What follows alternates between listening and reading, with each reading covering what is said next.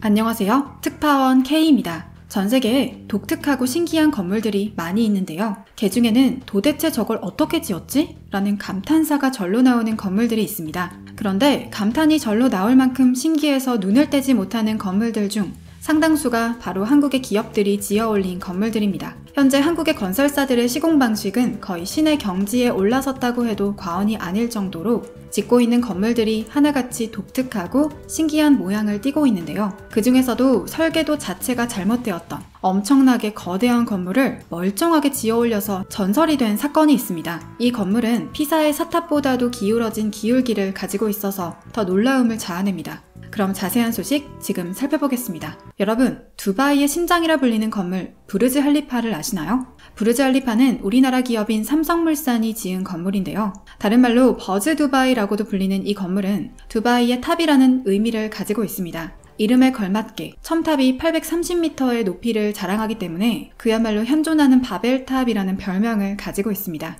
층수로만 따져도 무려 163층이나 되는 이 건물은 많은 층수를 가지고 있기 때문에 건축을 해나갈 때부터 주목을 많이 받았습니다. 준공할 당시 3일에 한 층씩 올리며 일명 3일 기법을 창시해서 세계적인 주목을 받기도 했는데요. 하지만 오늘 말씀드릴 설계도 자체가 괴상한 건물은 부르즈 할리파가 아닙니다. 부르즈 할리파가 163층이나 되는 어마어마한 높이를 자랑하며 전 세계를 놀라게 만들었다면 이 건물은 그야말로 저게 가능해? 라는 말이 절로 나오게끔 경악스러운 건물입니다. 과연 한국이 아니었다면 건설이 불가능했을지 모르는 전설 같은 이 건물은 바로 싱가포르의 상징이자 랜드마크 마리나 베이 샌즈 호텔입니다. 이 건물은 독특한 모양새 때문에 전 세계에 모르는 사람이 거의 없을 정도로 유명합니다. 57층짜리 건물 3개가 나란히 서 있으면서 꼭대기가 하나로 연결되어 있는 이 건물은 한국이 해외 건설 수주를 시작하고부터 40년 동안의 역사상 최초로 최대 규모의 단일 건축 프로젝트입니다. 이 건물은 한국 기업인 쌍용건설이 시공하게 되는데요. 수주액만 해도 무려 9천억 원이 넘는 어마어마한 돈이 들어간 이 건물은 싱가포르 정부가 그야말로 국가에 사활을 내건 사업이었습니다. 도시국가인 싱가포르는 자국을 전 세계적인 관광지로 만들기 위해 관광산업에 전폭적인 투자를 하는 등 국가의 운명을 이 건물에 맡기게 됩니다. 싱가포르 정부는 두바이를 벤치마킹해서 당시 이 일대를 초대형 복합 리조트 단지로 만들기 위한 계획을 세웁니다. 이때 전 세계적인 관광지가 되기 위해선 그곳을 상징하는 랜드마크가 필수적으로 필요한데요. 바로 설계도가 기괴하기 짝이 없는 마리나 베이 샌즈 호텔은 싱가포르 정부의 이런 니즈에 의해서 나온 랜드마크였던 겁니다. 싱가포르는 이 건물을 이용해 관광산업을 싱가포르 경제의 차세대 성장 동력으로 삼겠다는 원대한 계획을 세우고 마리나 베이 샌즈 호텔 사업에 착수합니다. 하지만 아까도 말씀드렸다시피 이 건물은 아주 독특하기 짝이 없는 데다 규모도 워낙 거대해서 시공이 거의 불가능에 가까웠다고 합니다. 이 건물의 기괴함이 어느 정도냐 하면 세계 7대 불가 사이로 손꼽히는 피사의 사탑은 기울어진 건물로 유명하죠.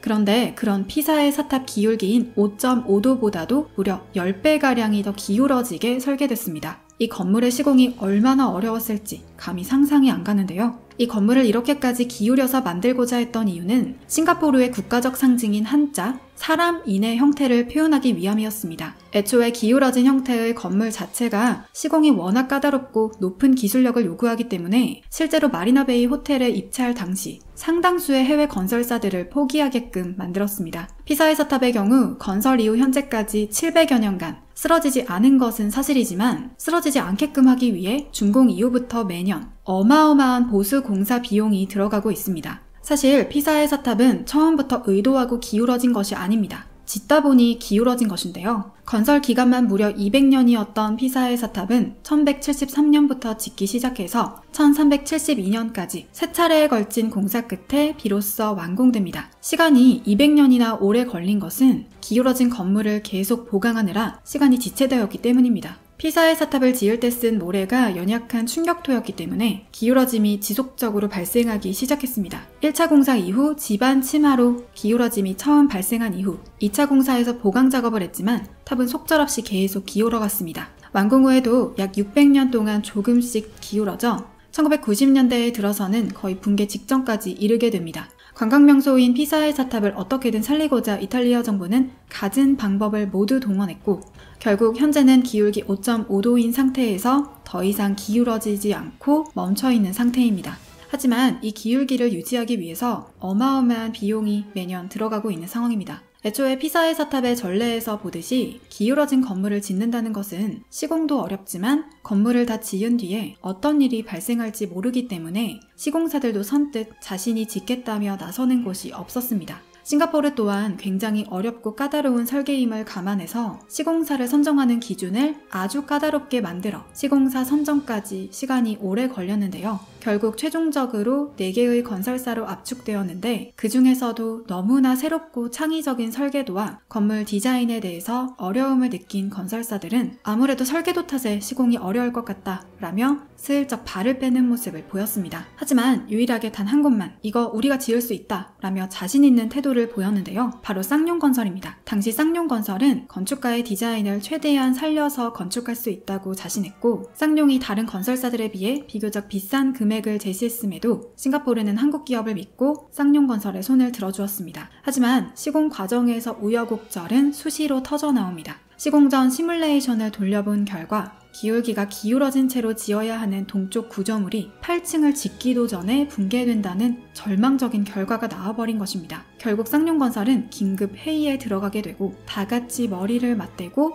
오래 고민한 끝에 해결 방법을 찾아냅니다. 바로 건물에 비어있는 공간에 지지대를 설치해서 기울기를 지탱하면서 붕괴를 막는 설계 방식이었습니다. 그런데 이때 쌍용건설은 지금까지 한 번도 시도해본 적 없는 천재적인 발상을 해내게 됩니다. 그리고 그 발상을 이용해 애초에 해결책이었던 지지대를 없애고 기울기가 극악무도한 이 건물을 무사히 지어내게 됩니다. 과연 어떤 방법이었을까요? 바로 다리를 건설할 때 이용하는 포스트 텐션이라는 기술을 활용하는 것입니다. 현수교를 보면 가느다란 수많은 철근이 다리를 지탱하고 있는데요. 쌍용건설은 바로 이 점을 활용해서 마리나 베이 샌즈 호텔의 기울기를 지탱한 것입니다. 일반 철근의 5배의 강도를 가진 7개의 철사를 꼬아서 만든 강연선을 골조 벽체 안에 설치한 것이죠. 이 강연선이 건물을 잡아당겨 고정하게 되기 때문에 기울기로 인해 발생되는 건물 붕괴의 위험이 사라지게 됩니다. 그리고 건물 하중을 효과적으로 분산하고 건물이 변형되는 것을 막기 위해 중간 지점인 23층에 거대한 강철 구조물을 배치하게 됩니다.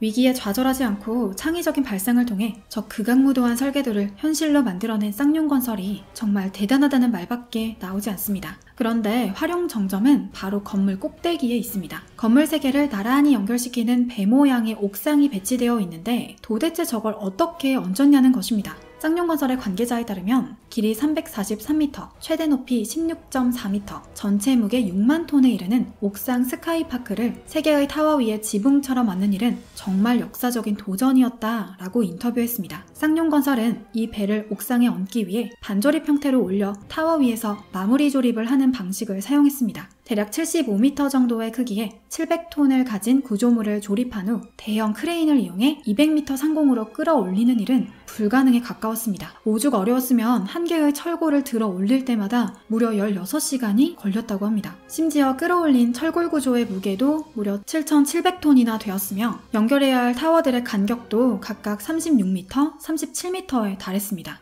하지만 결국 포기하지 않는 집념의 한국 기업 덕분에 마리나 베이 샌즈 호텔은 싱가포르 하면 바로 떠오르는 상징적인 건물이 되었습니다. 이 이후로 쌍용은 여기저기서 수주 잭팟이 터집니다. 현재는 2022년 7월 완공을 목표로 두바이의 로열 아틀란티스 리조트를 짓고 있다고 하는데요.